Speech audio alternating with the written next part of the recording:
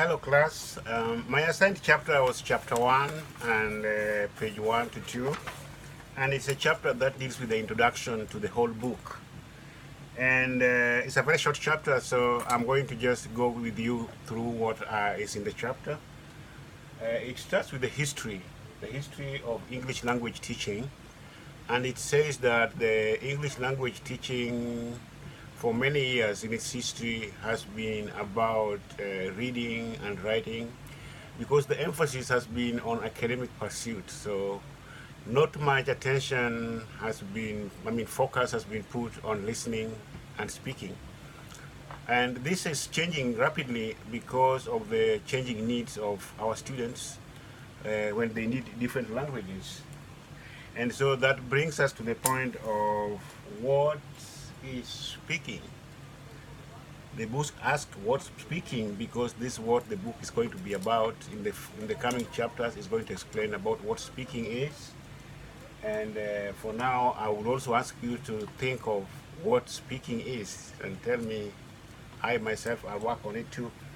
So what is speaking? Is speaking just a matter of making sounds, or do these sounds have to have meaning? Do they have to be understood? There's also the issue of globalization because of change of needs in students of today, the nature of the students.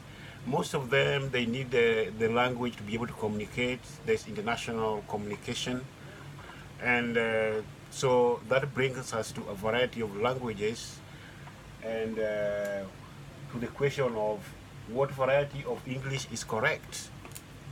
Because when we talk of English language, sometimes we think of the English that is spoken in England, New Zealand, Canada, or the USA as the only authentic or real one.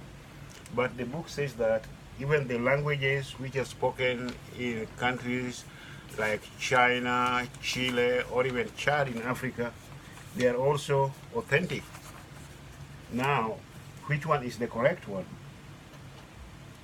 Another thing is that teachers of English are encouraged to tap on these rich and diverse varieties of language, and these languages which are used around the world, so that they can be able to make lessons which are relevant to their students.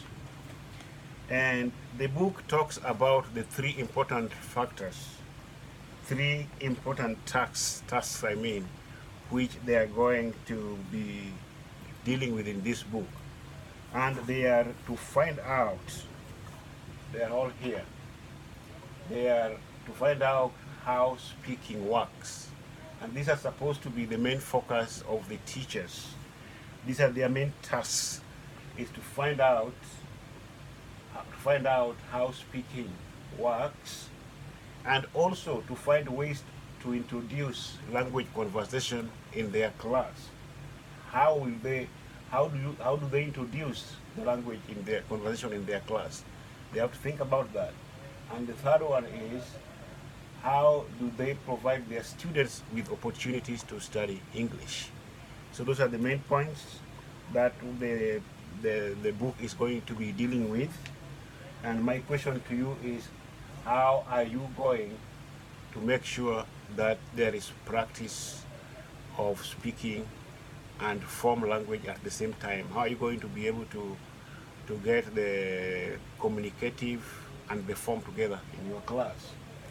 My other question would be, how does speaking work? That's a very general question, but in your own class, how do you think speaking is going to work? Thank you very much.